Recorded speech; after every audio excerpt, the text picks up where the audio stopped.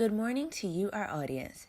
Ted and Ed TV channel welcome each of you to our weekly Saturday broadcast where we give insightful views on economic, political, world, and environmental issues concerning how money connects those matters. Our hosts, Mr. Ted Harvey Sr. and Mr. Edward Bishop III, are now taking each of you into our world of money and its value, along with the evils that come from the greed of hoarding financial power.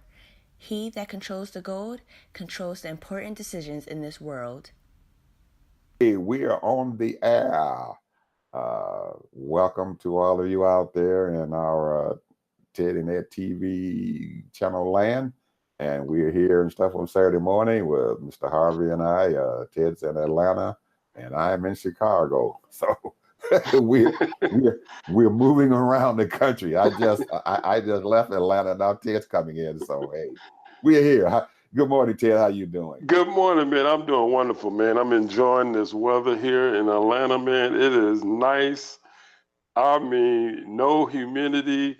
The wind is blowing and just enjoying it. You know, my wife and I, we're just here at the hotel and getting ready to step out to the Lenox Mall and enjoy that for a little bit and then go to my brother's birthday party. However, we got so much stuff going on today, Ed.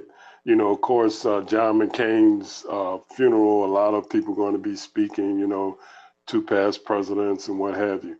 And, I honor that.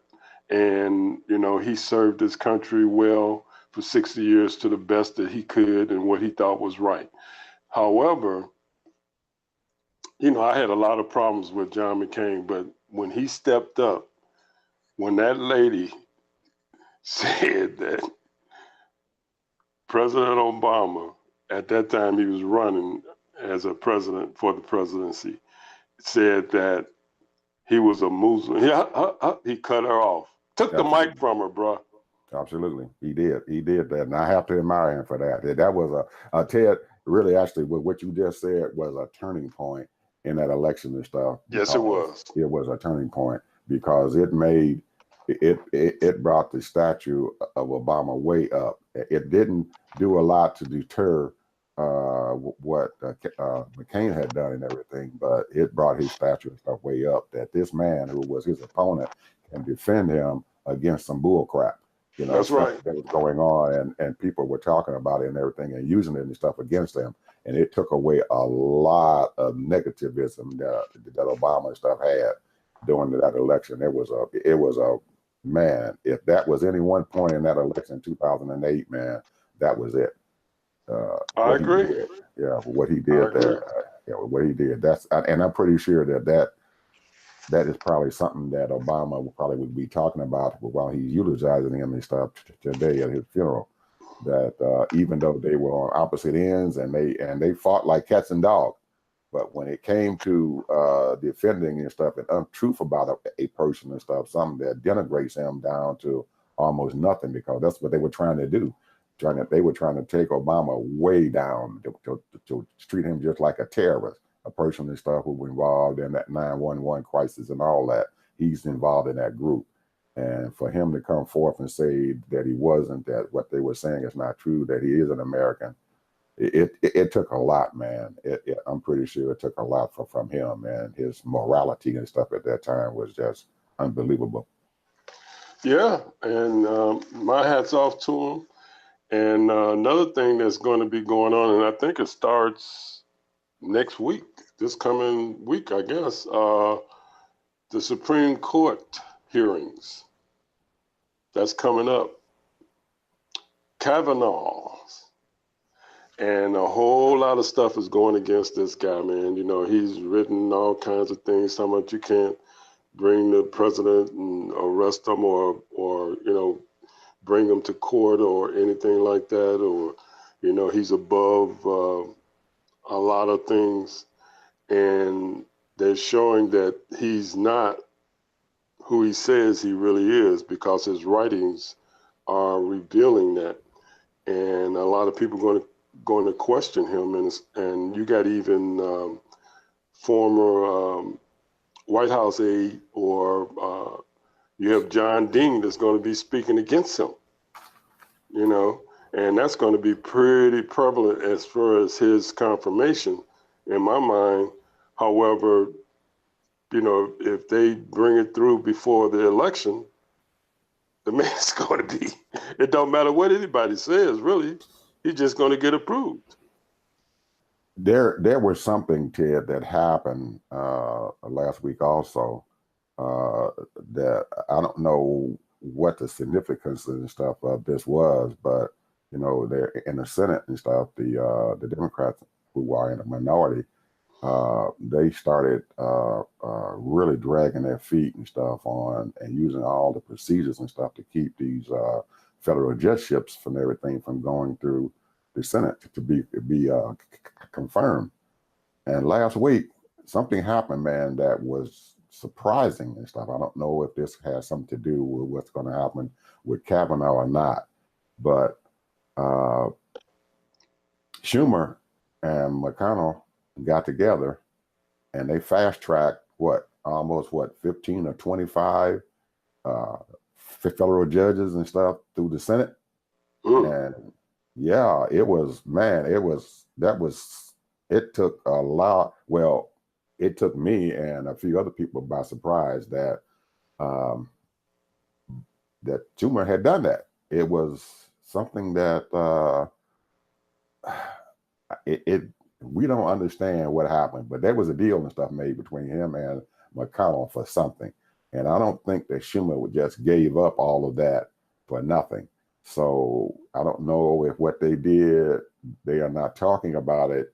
Will it have an effect upon what happens with Kavanaugh or not? Maybe they gave away all those other judgeships and everything because they knew that Kavanaugh was not going to be confirmed. I don't know. But let's hope so. Let's hope so that, you know, you're reading between the lines and that could be a possibility. Yeah. And, it was totally, man, unheard of. It shocked a lot of people. I mean, they all of a sudden they just came forth and said, "Hey, we're going to fast track these judges," and it was like 25 of them, federal judges and stuff, that they were being held up there. And you know, majority of them were, you know, white and conservative. Conservative, absolutely. They were absolutely that. So what happened and why Schumer did that, I have no idea. I don't know but if what did he give up to do that? Nobody's saying anything about it, but it seems highly unusual that he would do that he would just give up, and knowing that Kavanaugh is going to be going through also. Why would you do that? You have to get something back from it. And McConnell never said anything. Schumer never said anything about why that happened, but they went head on. I think last week they fast-tracked about 8 or 9 of them, and they're getting ready to fast-track the rest of them, I guess, this coming week, and run them on through and be confirmed as federal judges. And they've already got a whole lot of federal judges that have already been appointed and confirmed and everything and stuff now. So they're putting a big footprint out there on our judicial system. So I don't know. We'll see what happens. But like you said, Kavanaugh is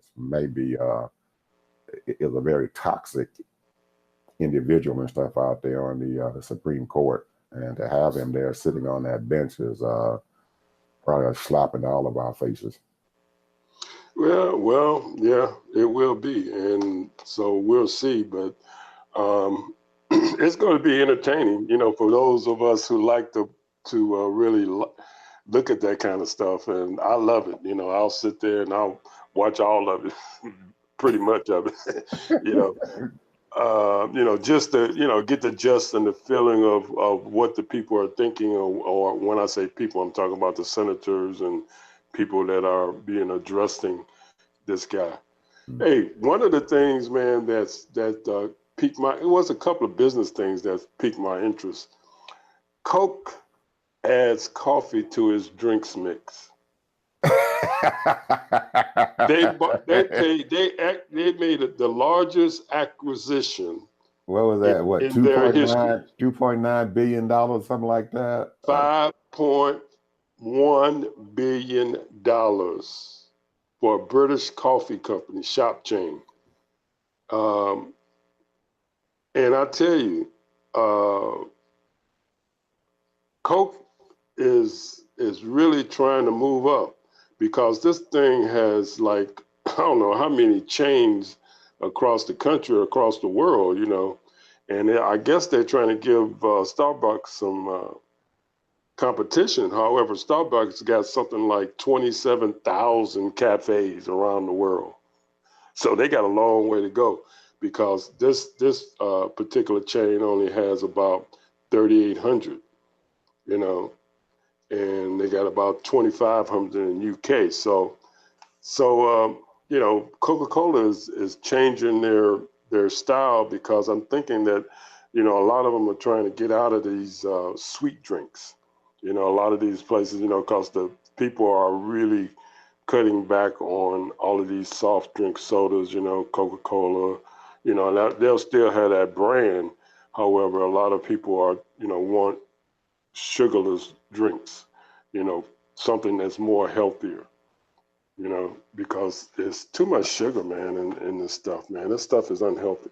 Yeah, well, that may have been one thing and stuff, Ted, but I think that what happened and stuff with this is that Coke has seen a chance to get into that coffee business, and because they see how successful Starbucks has become, man, with selling coffee. And I don't know if you've ever been into a Starbucks store, but I walked in there a couple of times, and it's unbelievable, man. It's a culture. What these people spend for a cup of coffee. I know it. It's like it's crazy, man. Man, I can buy me a 2-pound can of ground coffie for what they're paying. I can buy me that's right. I can buy a 5-pound bag of Folgers for $6-7 paying for one cup. Lasts me for a whole month. Yeah, so that could have been an incentive also to get into that coffee Starbucks business. Though, man, Starbucks is a culture, man. I mean, when you got a Starbucks cup of coffee in your hand going to work, that gives you a little status. It's just like, back in the day when you had your BMW, gave you a little status. And so to some people, when you get that nice Starbucks cup of coffee in your hand, it makes you feel like a elite. You could afford $6-7 for a cup of coffee. Yeah, man, that's unbelievable. So they can that might be another incentive for them to do it also, because I'm selling. It's a culture, man. It's a culture. You're probably right. It's a culture, but they have. You walk in Starbucks, man. They got all these people running around with their coffee next to their laptops, and they just working and whatever they're doing and everything, and they got their coffee. And hey, I want an ice latte, light on the milk, and all. Oh man, you ought. I go in there occasionally after I get through working out or before I work out, and I might get a $2 cup of coffee. That's, to me, that's still too much. But a $2 tall, is not that bad. And I'll sit there and I'll look at my little phone, going through and what have you. And I watch these people come in and out. And I'm telling you, man, these people every morning, the same people come in there and spend, $10, $15 on cups of coffee, and then a lot of the regulars, they know that they want them a big old cup of water with that. Mm-hmm. And they get these espressos, real fancy espresso kind of drinks. And I say, hey, more power to them. But it's really a culture, man. And it's at all at Starbucks, that's what it is. And they have their regular customers come in there every day and get that cup of coffee. But they spend an hour, some of them 2 hours a day right in there, on their laptops. Oh, yeah, man. It is. I've been in there a couple of times whenever I go out of the traveling or whatever. Sometimes I'll stop in there because their Wi-Fi and everything is very good, and I usually trust their Wi-Fi. So I'll stop in there and just have me a cup of coffee so I can use their Wi-Fi, because I trust it more than I do those hotels and motels and stuff with their Wi-Fi, because you don't know who's spying on you. So well, anyway, yeah, we can, we know. Yeah, that's crazy. Hey, Yeah. did you know what's going on now? With NAFTA, right? Well, we see that Trump, I think, is going to be taking a victory lap here in just a little bit, and if You think this, Canada gonna give in? they've already got it, they've already came in, man. They've already came over there, and and from what I've been hearing, is that they're coming close to a deal. But I think what happened to the impetus of the whole thing and what got that whole thing started was the fact that Mexico had that new president that they got elected, and what they did and everything is that they went down there and contacted him and asked him to come to Washington D.C. and maybe negotiate another NAFTA agreement and everything, and they made it very attractive for him to do it. Him being a new president now, and for him to come in there and negotiate a NAFTA agreement and stuff, the United States is a big thing back there in Mexico. So when they did that, what happened and stuff with Canada and stuff, they realized then that they better get over there too, because they just can't have Mexico and United States doing some things and stuff that they wanted to get in, on that bottom floor also, and start negotiating some things and stuff also. But they have not finalized anything and stuff yet. But according to what all they're saying and stuff is that we're close, and you know how Donald is. He'll have something good and stuff getting ready to happen, and he'll turn around and say something really stupid and everything, Well, it won't even happen. and then destroy everything. So, but I do think that if they do get that thing done and everything, and they do get a new NAFTA agreement, that it is going to be a big feather and stuff in his cap as far as this trade tariff and trade stuff going on. He's going to have a lot more feathers in his cap and everything to do what he wants to do with China and the European Union and all that as far as trade. And he's going to find that a lot of people and stuff out there who are supporting him are going to say, yeah, hey, yeah, they're going to be clapping their hands. Yeah, Donald, you did it. And it's going to build up his ego and everything. And it's going to make some of his supporters and stuff feel good and stuff about voting for him again. Well, here's not to get into the real minutia of the details, because it's all sketchy right now anyway. But one thing that the United States was negotiating is that they wanted the salaries to go up for Mexico to $16. And see, the whole reason why a lot of those companies went to Mexico is because they can pay them $2, $3, $4 an hour. And they're saving millions and millions of dollars, and with no benefits. Now, these things have to be approved. I mean, they negotiate. They can negotiate all they want, but they have to be approved by Congress. All of these things have to be approved, and before it can be, the papers signed. So the thing is that, and not only that, once those salaries, if those salaries, and they are required to pay those people, what do you think those companies are going to do? They're going to come back here to the United States. That's the whole gig. The whole gig is to get these companies to leave Mexico, because, hey, I might as well go ahead and pay Americans, I can get the same people.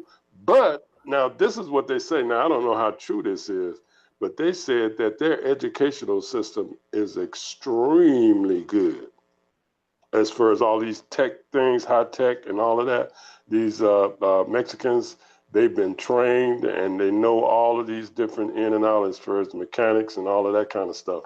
So, but at the same time, too, that when you build a car, everything is interconnected. Canada, United States, and Mexico. They all have to use certain parts. And when you do all of this distribution and you are going through all of this ordering parts here and there and what have you, that's messing up a lot of companies, because now they don't know what to do. See, that's the problem. They have worked so many years in doing this thing, working together, building these different car parts and what have you, for it to build his automobile for this particular company. Now, what are they going to do? Because you got all of these parts people that does all of this stuff and put it together. They got contracts and what have you. So now that's going to mess up a lot of people, and that's going to be the problem. So I don't know. It's going to be a lot of people out of jobs. It's going to be a lot of companies that's going to be, because right now, United States cannot build a full car by itself. I'm talking about none of them. General Motors, Ford, none of them. They have to buy their parts and everywhere, all over the place. So that's what's going on right now. So they got to figure out all of that. And I don't know how they're going to do that, because that's going to be a big step. Yeah, well, it's going to cost a lot of money.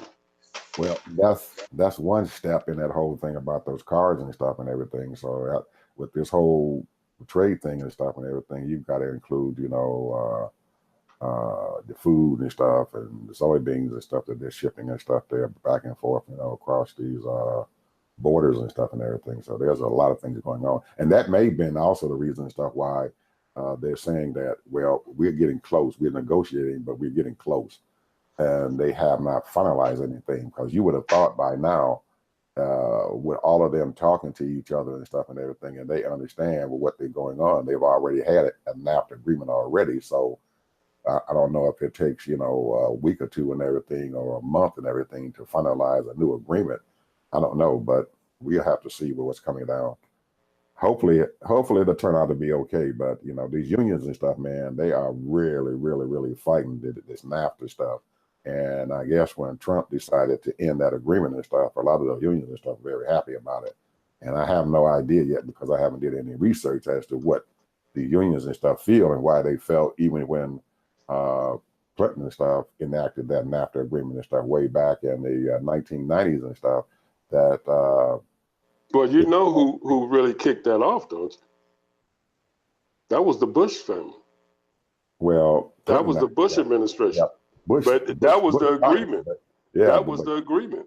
But Clinton was the one that finally got it started. He was the one that finally got it enacted through Congress. He got it. I know it, but they had already began that thing in the Bush administration doing that, because that was part of the one world order, trying to get Canada, United States, and Mexico to bring all that together, because that's what they want to do, break up those unions.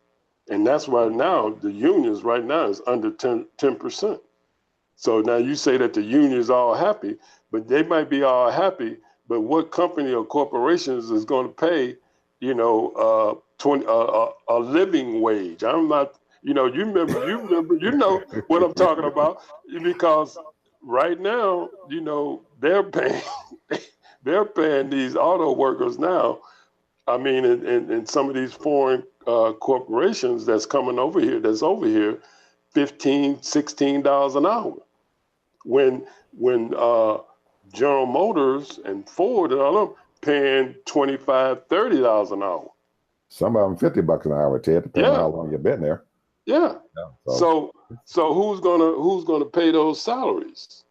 Well, we gotta. This is what it's all about, bro. It's all about money. It's all about the salaries. Who's gonna, just like they take all of those manufacturing companies overseas to China and everywhere else, because they know that they can pay them people pennies over there compared to what they pay over here.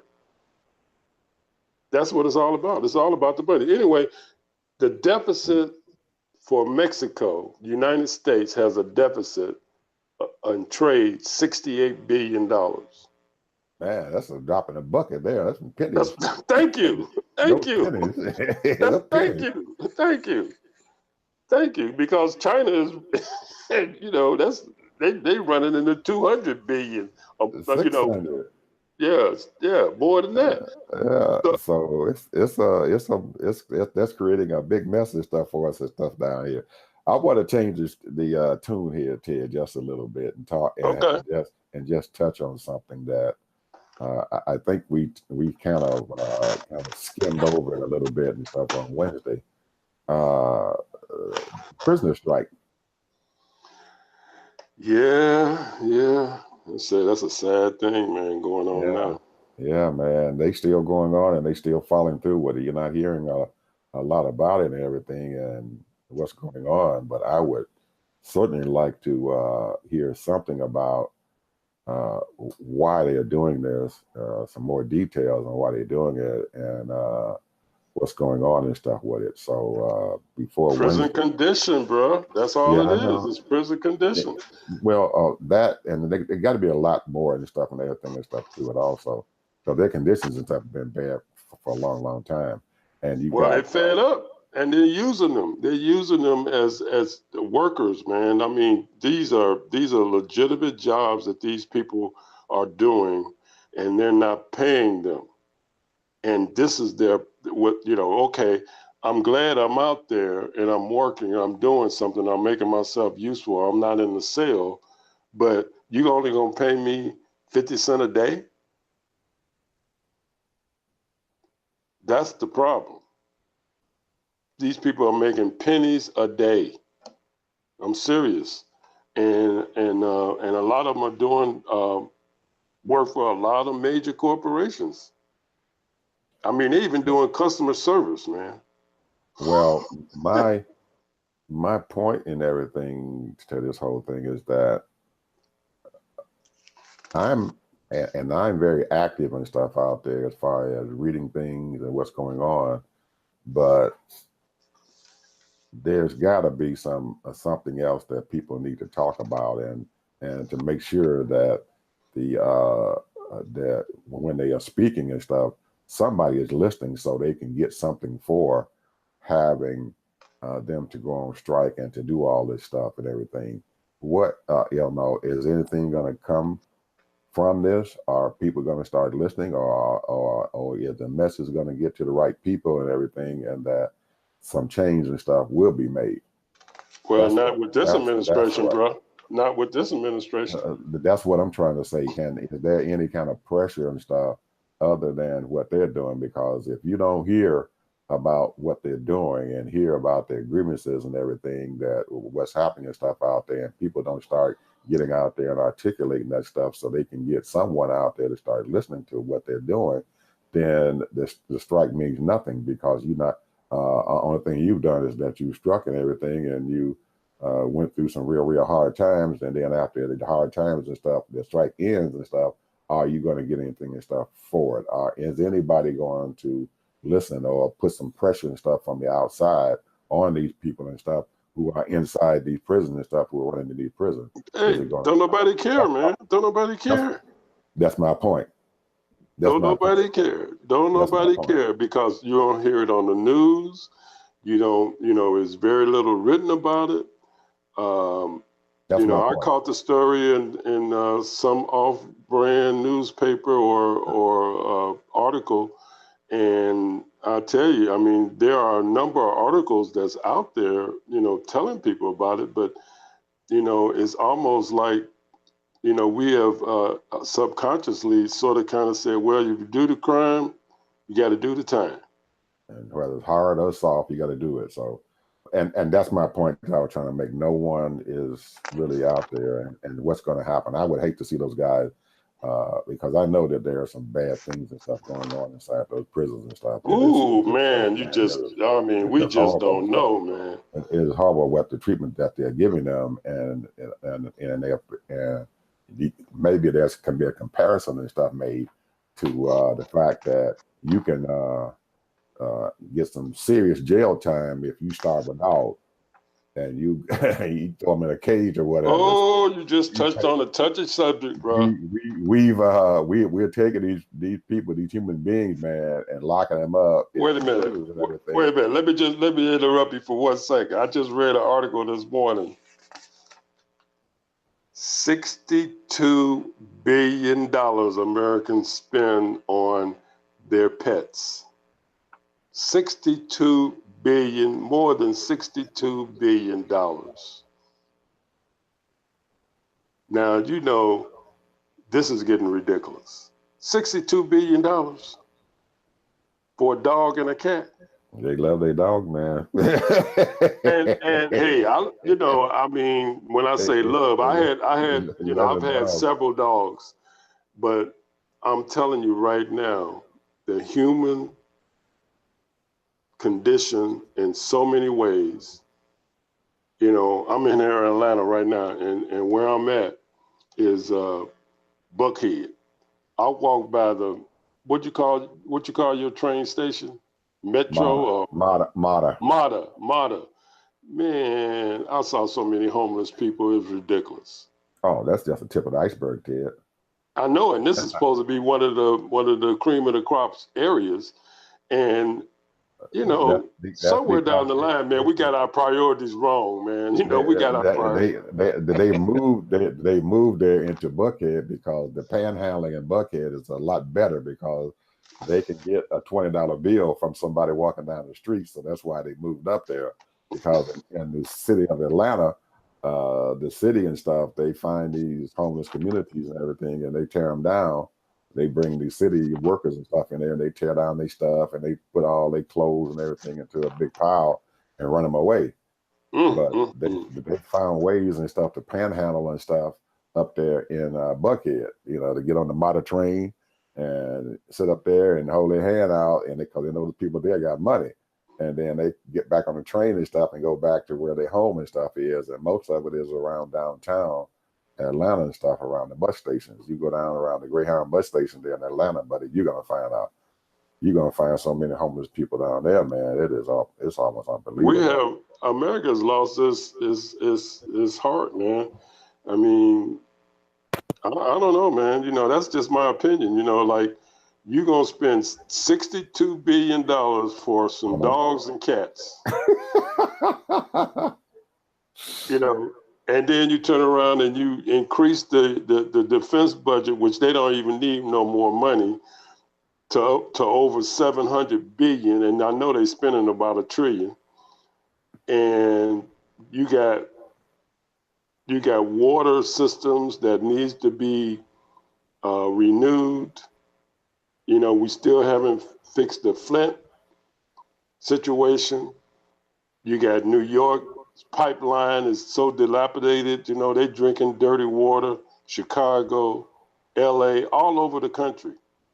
And when you don't have fresh water, good water, I'm talking about water to standard, you know, it's going to affect people's whole mental state as well as physical, because water is so important. It's very important. And the sad part about it is that people are living from day to day. You know, we've already went over the fact that, you know, I heard somebody say yesterday on the news saying that 70% of the American people don't even have $1,000 in their bank account. Not in savings, no. So not in savings. They don't have any savings at all. All their savings is completely gone. And no one is saving, and most people can't afford to save anything. They're, like we talk about all the time, there's so many people out there who are living paycheck to paycheck there. So we're going to have to do something. Hey, I got another thing that I want to bring up that I had a serious discussion with my better half about. She was very upset about it. Yesterday, we had on television, they did the memorial service and stuff for Aretha Franklin. And it was over 5 hours long. And it was 8 hours. 8 hours. Like 8 hours. Oh man, I'm sorry. 8 hours. It started at 8 o'clock.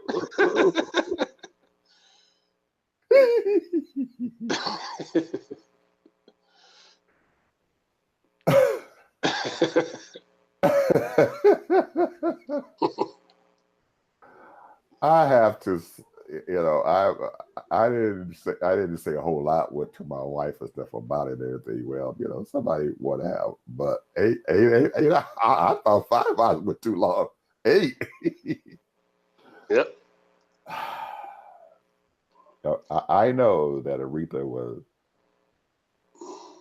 you know, a national, international figure, but to have someone service and stuff for 8 hours, Ted, Man, that's not I.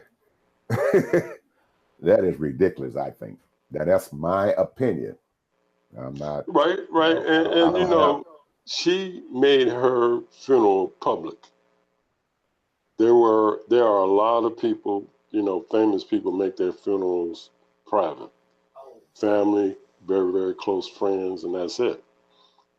And she is a woman of Detroit. She loved Detroit. She didn't leave Detroit. She didn't move to California and stay there.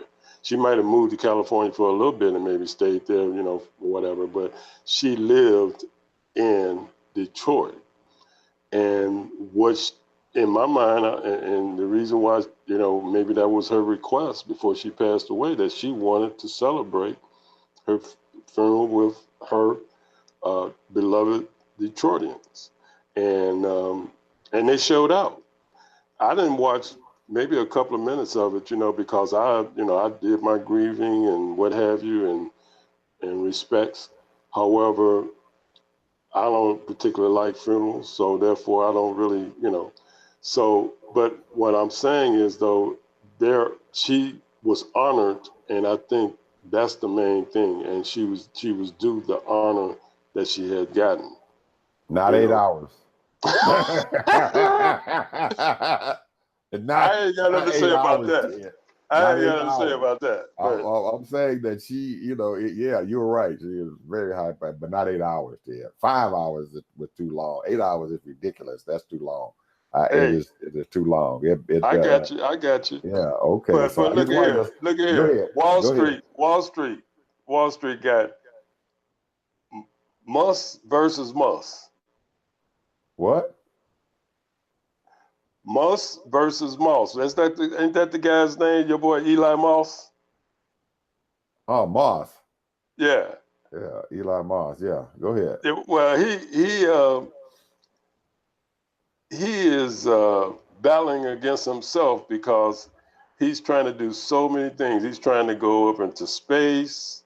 He's trying to start this thing up in China. You know, these cars. He want to do auto drive, or they call it autocraft.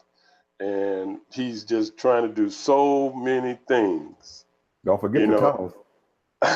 Okay, yeah, the He got that tunnels. boring. He has a boring company that's already got a contract for Chicago, and he's got one already for Los Angeles.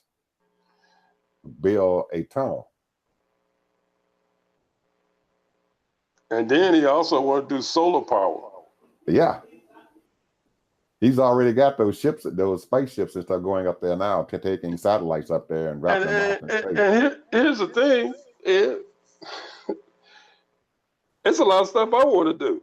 But ain't nobody giving me no money to do it. But he's getting it. He's getting that money, bro. Getting the money, and he's stretching himself way, way, way, way out at a time and stuff when most people think he needs to contract a little bit and concentrate on producing his cars, his Tesla cars, because they lost some customers and stuff and everything because they couldn't get their Model 3s and stuff out and his production line and stuff going. But like you said, it's he's got a lot of irons in the fire. He just come up with his ideas. You know, he's like he want to be a Steve Jobs.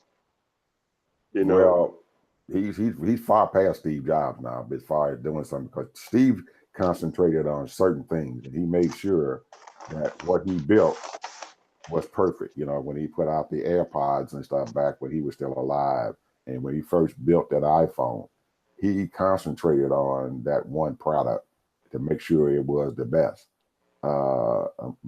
Musk doesn't do that. He follows around and gets something halfway going, and then he starts off on another tangent or whatever, and he can't follow up and stuff on what's going on. Steve made absolutely sure that when he put that iPhone out there on the market, that it was for a niche market of people and that it did what it's supposed to do. And his products and stuff, when he produced them, cost more. His phones and stuff, when he first produced them, cost more than the other phones and stuff did. And people paid that money for his phones and stuff because they knew those phones would work, that they were not going to have any problems and stuff with them, and he didn't have to send them back.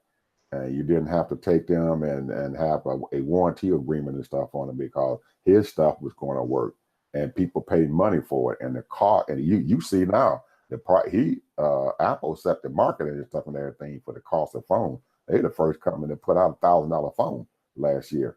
The iPhone X 10. $1,000, over $1,100. Nobody else had put a phone out there like that. Nobody else had even thought about putting a phone out there that's going to cost that much. Now most of them cost $600-700 or whatever, but $1,000 for a phone, man, it's ridiculous. Yeah, ridiculous. But people paid it because it was an Apple phone. It was an Apple, and it was a niche. They dealt with a niche market of people and stuff who knew that if Apple bought a phone out, they were going to buy it because it was a status symbol. You see all these actors and actresses and ball players and stuff out there. Every last one of them, to the person and stuff, they got an iPhone in their hand, the latest iPhone sitting in their hand. And it's But here's the difference. You said that he's bigger. Take exception to that. And the reason why I say that is because right now his fortune is about $20 billion. He comes up with these ideas, which I'm not saying they're good or bad. However, he's able to talk these big money people into investing, putting in millions and millions of dollars. And so right now, in 2002, he owned 54% of the SpaceX and $21 billion rocket company. That's what that is right now. He has Tesla, started that in 2003 and is valued at only $53 billion. Musk, Moss, or whatever, how you pronounce his last name, owns about 20% of that. His solar company, he's the chairman and co-founder with his cousin in 2006.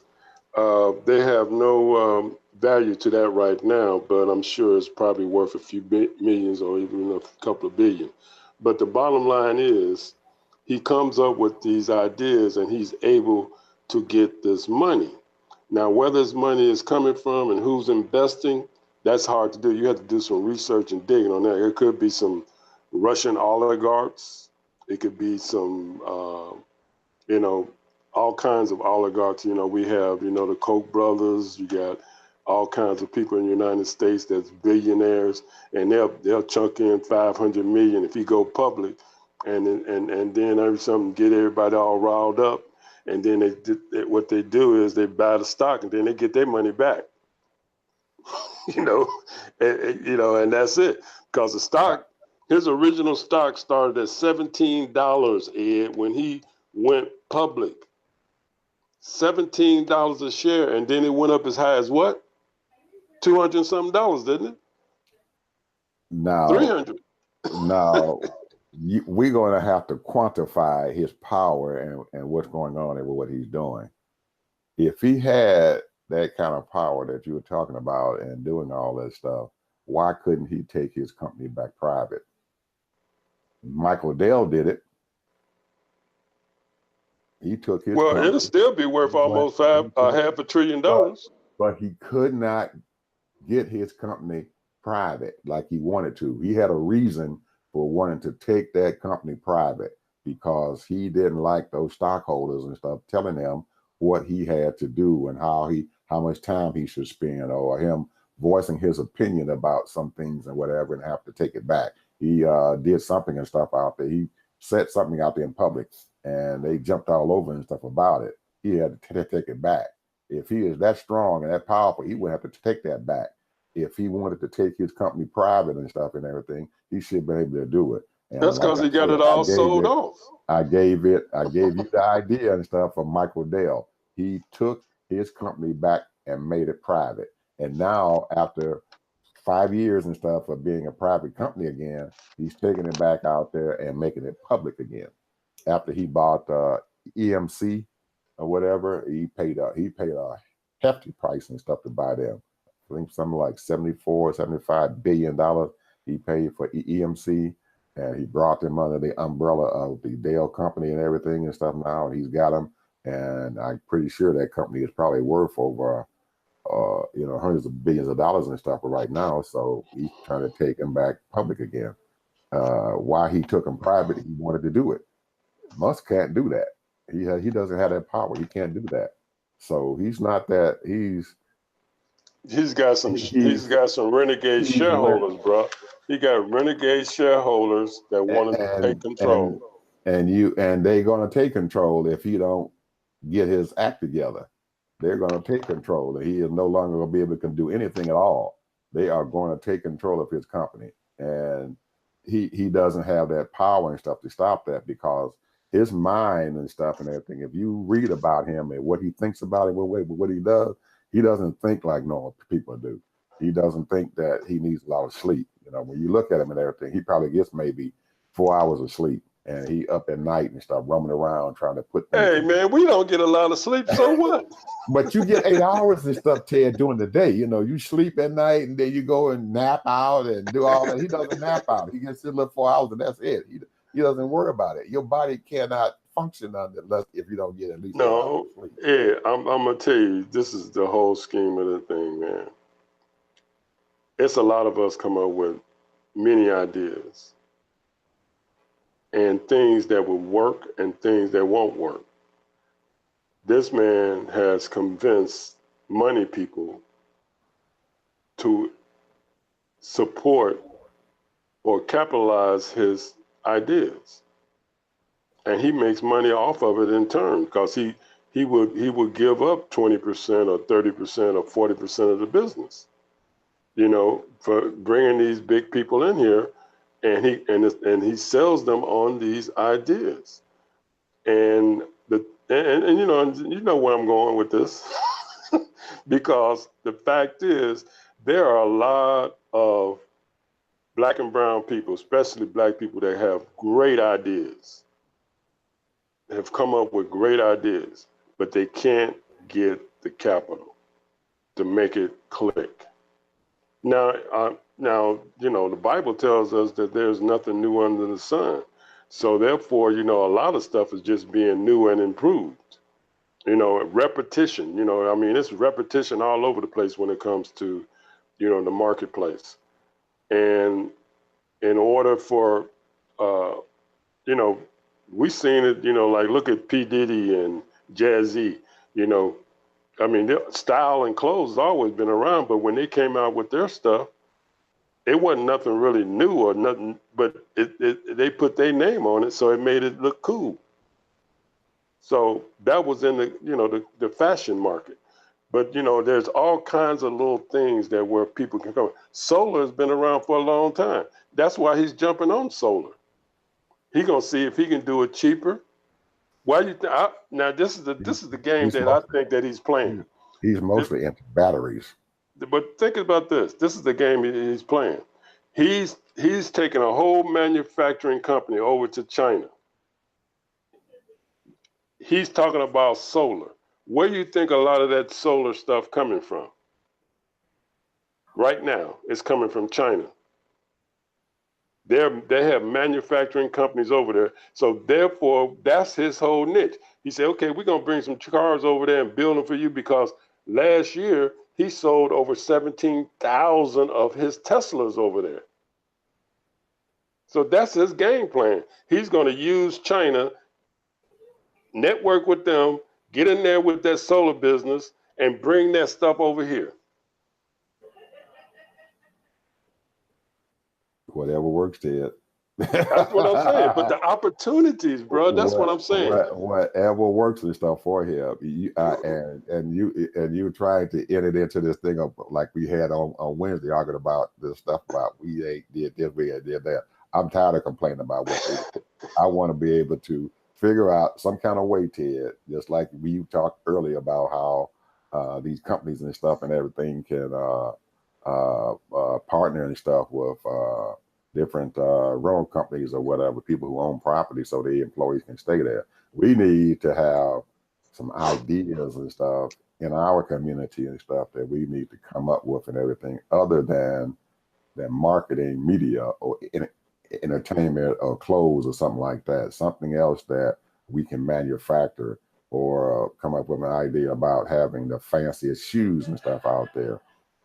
Let's try to come up with some ideas and stuff for our community and stuff that is outside those areas and stuff there. And I know, when you think about it, we have, what were the two things that we really made money off of? And that's entertainment, and you can call athleticism, entertainment too. So, sports is entertainment, just like going to concerts and selling records and all that kind of stuff. So those are two of the things that where a lot of us have made our bones. Absolutely. And another thing where we made our bones, this is not a good thing to say, but preaching.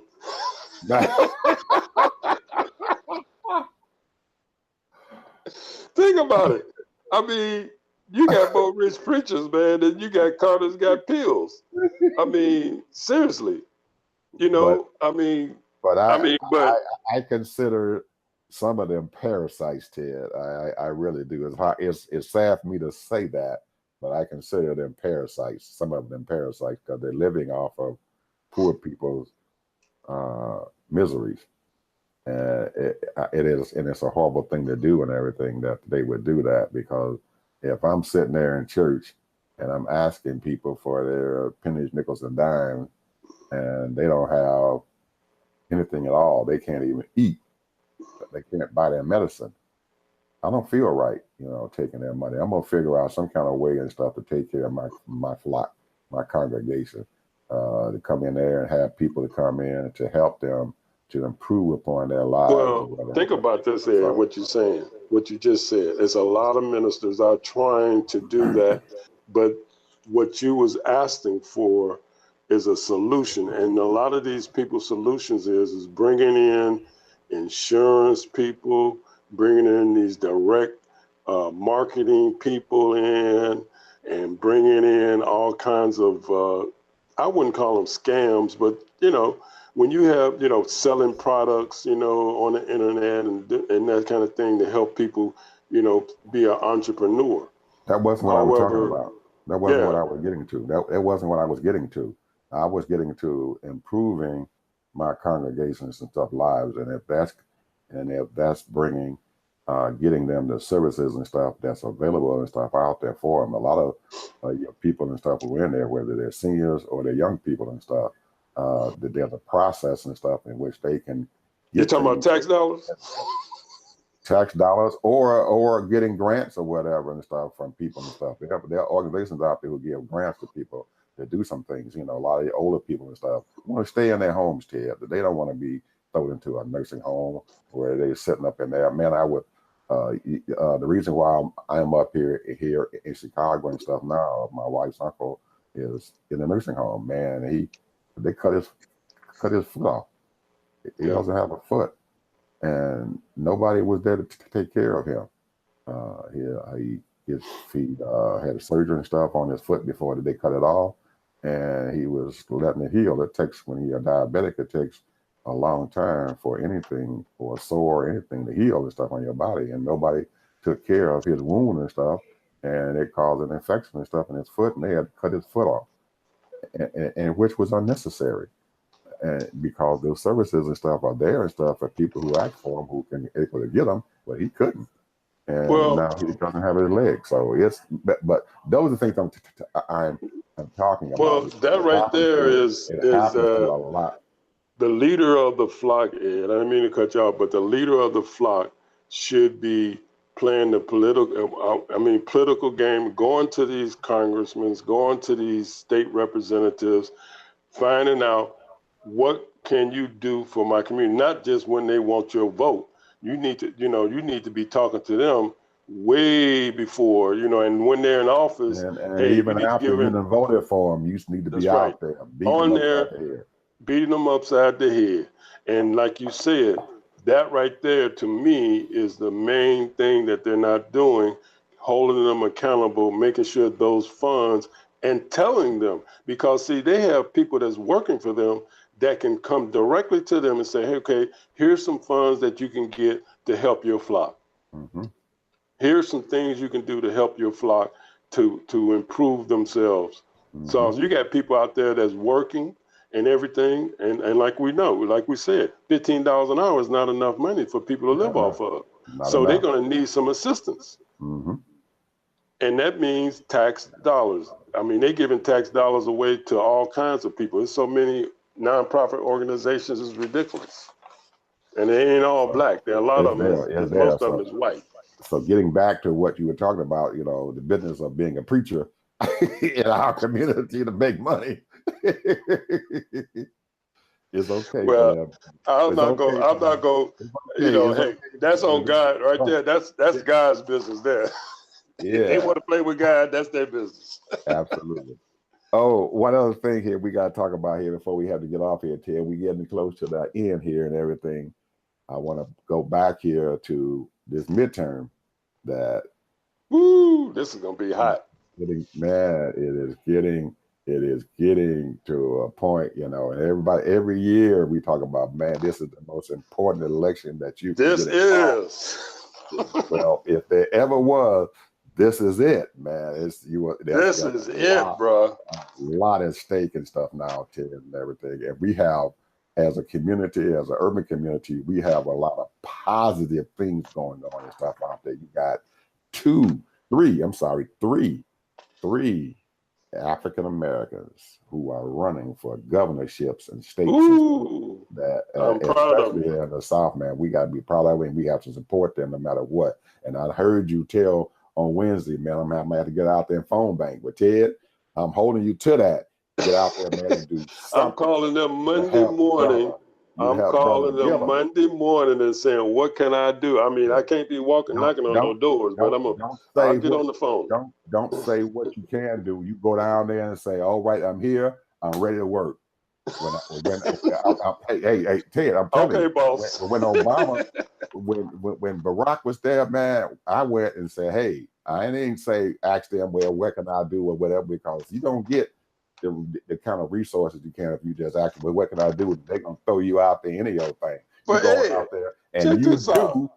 Hey, this dude, man, he only had $6 million and ran for governor. Those people spent millions. I'm talking about close to $90 million. And Ted, that gets back to what I was trying to tell you about these Democrats. They're trying to keep up with a money train. Man, these Republicans got trains full of money. You can't beat them with money. You beat them with what? A ground game. Yeah. That man only has $6 million. And he had a boatload of people out there volunteering who was out there walking them streets, manning them phone lines for nothing. He didn't pay them to do that. They said Scott spent over $40 million to become governor. Absolutely. So money ain't everything. You can beat somebody with a whole lot of money. All you need is that people power. You need people out there driving your campaign. You cannot buy good people. Yeah. And he got some good people, man, because I tell you, man, that was impressive.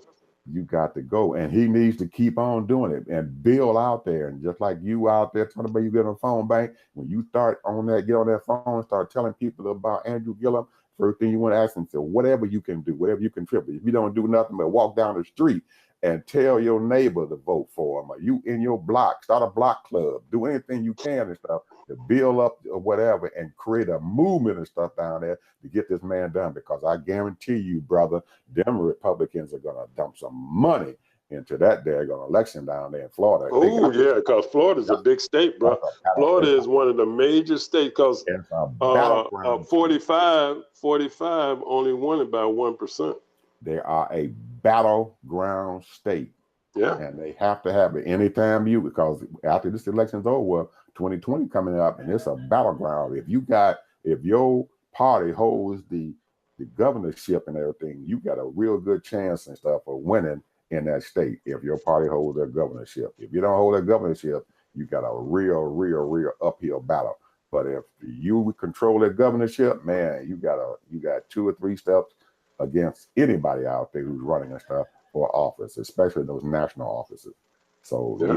people need to get the streets. And I'm hoping that while Gillum is sitting out there running and stuff, that some of these people and stuff realize and stuff that a lot of times and stuff, you need to have other people and stuff there inside your thing there. You know, you got Bill Nelson out there running and stuff for the U.S. Senate seat and everything. What are they doing and stuff and everything to combine some of their resources and stuff and everything so you can become a lot stronger out there when you start running. A lot of your Democratic representatives and stuff all across that state and stuff and everything, they need to start combining their resources. And but the thing is, though, you got these central Democrats. You know, we talked about that earlier in the show.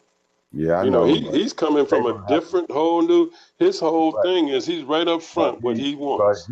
But he Ted did something that they couldn't do, and he got himself into a position, a power position and stuff and everything by those views. If somebody getting themselves into a power position by their views or whatever, then fine. That's what you need to go. Some of those, and they label him right now. I mean, the Republicans gonna label him as a socialist. They always gonna do that. Hey man, that's their weapons, brother. You know they gonna do that. That's their weapon. They gonna label just like I told you. Your ideas and stuff about these corporations. That's socialism, kid. Hey. Not. They gonna label They gonna label him a socialist. However, most of the people that's on the Republican side, that's over 60 or 50 or whatever, they got Medicare, they got Social Security, Medicaid, they got food stamps, they got food stamps, they got subsidized housing. They got Part D drug medicine. They voted against their own interests, man. Hey, that's the way they are. They're not voting. They trying to label people because they figure if they can label you, they can control you. But I'm pretty sure Andrew is not going to let them label him that. He is out there. He's going to keep on talking. He's going to keep on fighting, because if he brought himself from way down past third place into first place and stuff in the primary, he can do the same thing and stuff now. And that Ron DeSantis and stuff from what I've seen already of him and everything, he should be able to beat him hands down. Hands down. I don't care how much money he got. That man's a fool. He go sit down there, call that man and slide away a monkey. Yeah, that's exactly what he was saying. Monkey in his state up. Ted, we about to see here, man. We done gone past our time. All right, bro. I know you got to get to your brother and everything. All right. You have a good Labor Day, and tell Rico I say happy birthday, okay? All right, bro. Okay, talk to you later. All right.